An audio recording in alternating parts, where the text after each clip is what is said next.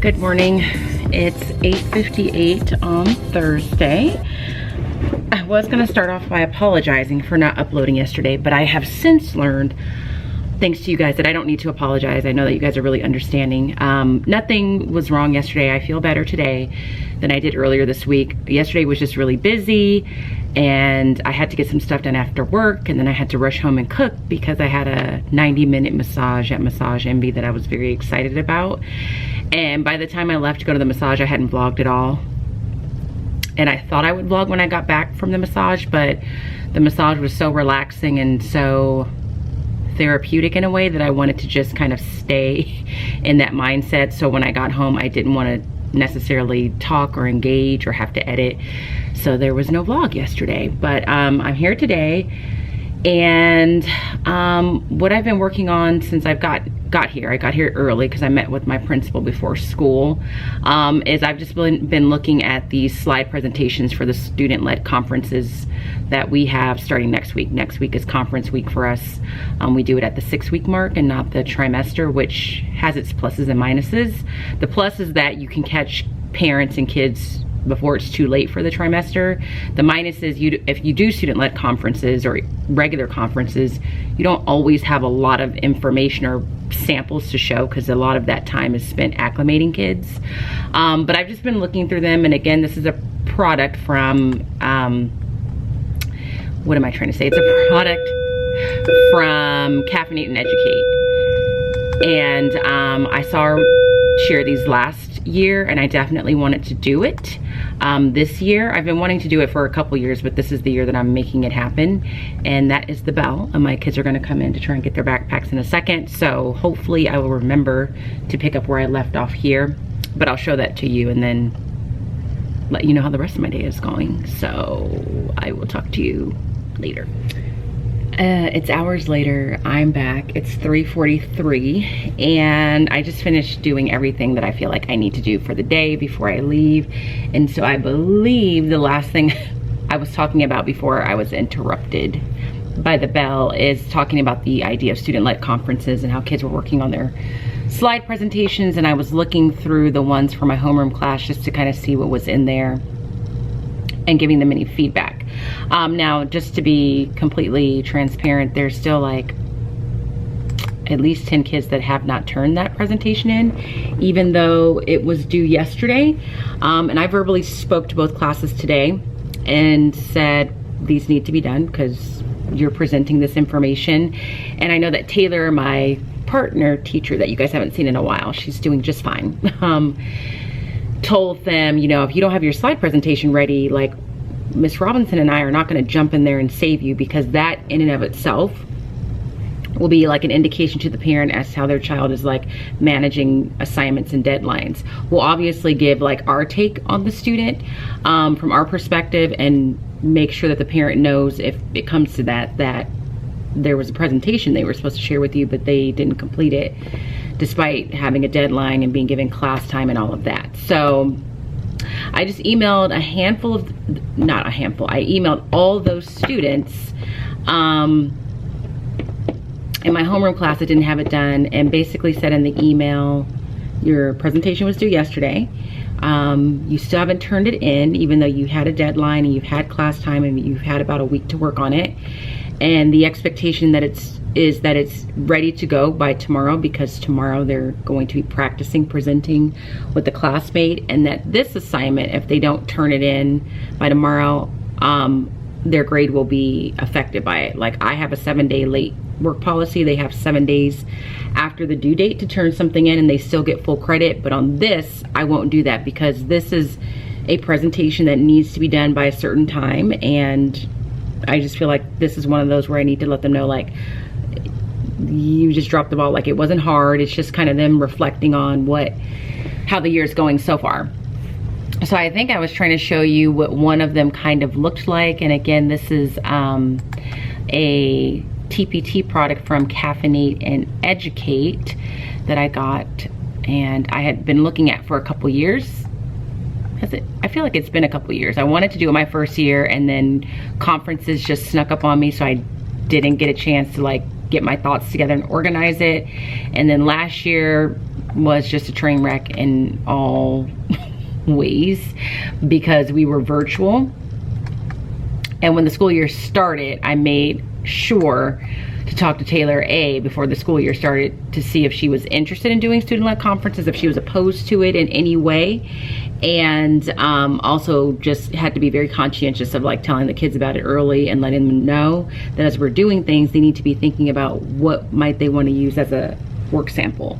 So this is what it looks like. I'm just trying to make sure names aren't shown. So this is one of the slides. So they have a slide and all the slides look like this. And it's by topic. So this is this particular student's social studies highlight.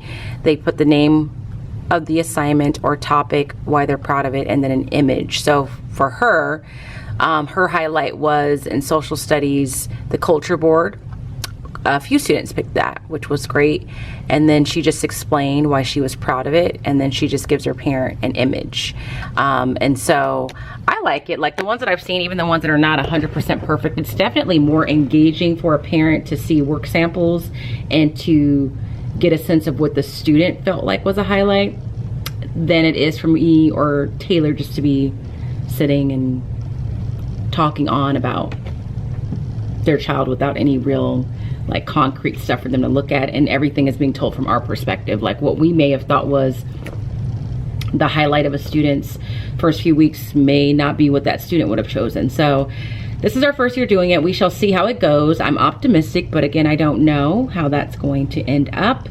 So I was doing that, and then as far as today is concerned, I knew that there wouldn't be a lot that we accomplished because we have library in both classes, which is almost a whole class period long. So all we did was the 3 whys with our article of the week, and I think I'm going to stick to digital with this. And did I talk about my 2 monitors? But I don't know if I did, but I am liking it. I'm glad I decided to just suck it up and figure out how to make it all fit. So this was the original monitor that I had, and then this was the new monitor. This is much bigger, much easier to see. So this is my main computer, and this is really acting as like a display. And I honestly am surprised. I mean, I knew it made life easier, but you don't realize how much easier it makes life until you have it. So, but anyway, this is the 3 whys. They take the article of the week, and this on this day, on Thursdays, they are now looking at the article with the purpose of like making connections, whether they be personal or connections to other pieces of text or other bits of learning. And they answer the 3 questions. Why might this topic or question or issue matter to me? Why might it matter to the community? And why might it matter to the world? And so this week's article, I would even say like the article of the week and the way that I've done it this year has probably been my highlight as a teacher, because they are doing well with it. They've gotten better. If you watched my stories like a few weeks ago, I was saying like their questioning for the leaderless discussion was very weak, very, you know, minimal effort. A lot of them were just popping questions out just to say they did it and got the assignment done, but they weren't really putting forth what I felt like was their full effort. So I talked to them about that yesterday and said going forward, I'm going to be even more strict about grading, because if they didn't do if I wasn't impressed with their questions the last couple of times, I still gave them a C, even though it really didn't feel like average work to me. So I let them know going forward, I may not be so generous and give you a C. I may just like take enough points to where you don't even have a passing grade, because some of the questions were that not good.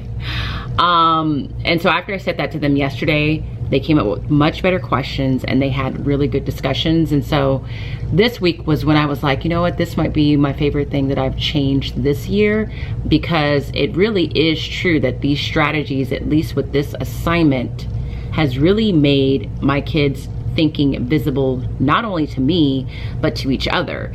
And so the article that I picked this week was on woolly mammoths. Well, the article was really talking about de-extinction, like the concept of de-extinction, and taking the genes of like something like a woolly mammoth and mixing that with, in this case, Asian elephants, and you know how that could help the environment and things like that.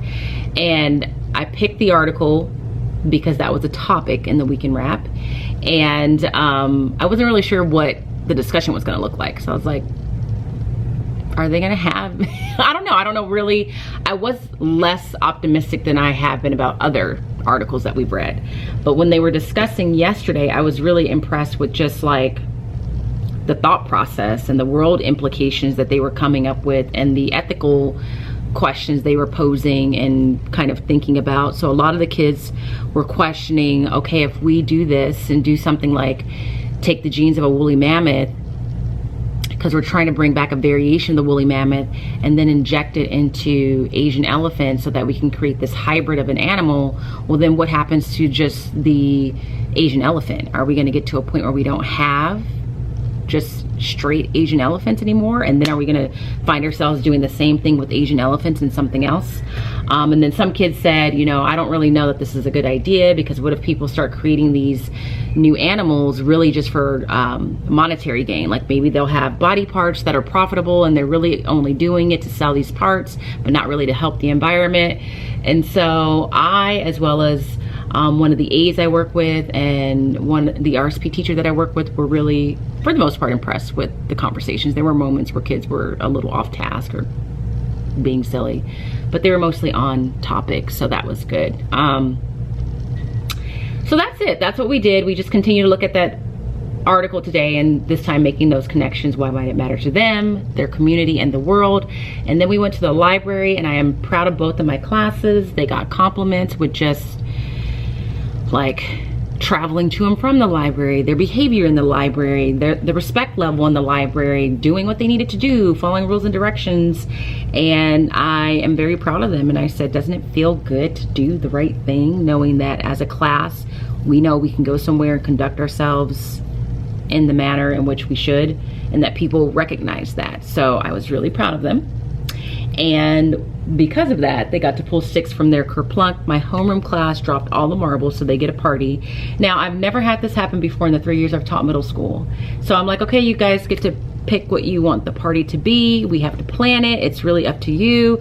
And I just thought to say, I don't think I've ever said it before, because I think I thought it was just assumed. I said, now, if you want something elaborate, like you want to have a pizza party, I said, just keep in mind, like, I'm not paying for the pizza. Like, I'm not buying all the pizza for you guys, because I can't afford to feed, you know, a class of 30 with pizza and drinks and chips and plates and all that.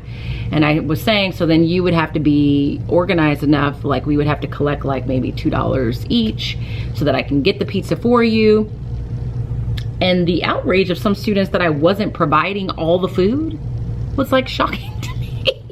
Like, I don't know if they were joking, or if I don't know if they really thought when I said we can have a party that meant I was funding everything. And I'm like, no, I'm just really the host. Like, I'm hosting, I'm providing the space. I'm the venue, not the caterer or the food vendor. So, I mean, it was kind of funny, and we didn't have a whole lot of time to wade through that. So I'm sure we'll talk about that tomorrow. But I was like, what teachers have you had that's throwing a whole pizza party and providing all the food, like just providing everything for you? And they claimed they had 1 or 2, and I was like, well, that teacher must be rich, or maybe we should call that teacher and see if they can fund this party for you, because I can't. Because I'm like, I've already spent oodles of money just in what you see around you. So I have to look at this. Hold on. So yeah, I have to go look at it. The kids our kids did a science project of some sort in her class, and it sounds like they make these really great videos. So she just sent me a clip of one of her students. But yeah, so that is it. That's all the updates in my teaching life. I have 2 monitors. I am loving it, surprisingly. I figured it out with my desk. Things are moving at a slow, well, I mean, we're almost done with the monkey's paw. We are still reading All Your Twisted Secrets, and I feel like what ends up happening is Friday is the day that we tend to read most of it, because I know by Friday we're all just kind of tired, and that's just a nice relaxing way to end the week. And yeah, and generally just my general mood. I am feeling better. I found some resources that I continue to use to kind of help me through my thoughts. So I'm gonna go now. I'm gonna go home. I am taking a workout class with Liza at 5:30. So I wanna go home and make sure I have my clothes and everything pulled out for tomorrow. I don't have to cook. I cooked a Green Chef meal last night, and I feel like I haven't talked about them in a while. I still enjoy it, and the meal I had last night was delicious. I had it for dinner last night, leftovers for lunch, and then I have leftovers for dinner tonight, and it'll be lunch again tomorrow. And it was called, I think it was called a Boom Boom Shrimp Bowl. I don't know. Well, it was called that because the sauce was called Boom Boom Sauce. Why the sauce is called Boom Boom Sauce, I don't know, but it was really good. So I have been talking for almost 15 minutes, so I'm gonna stop here and close out the vlog. So if you enjoyed today's vlog, please give it a thumbs up.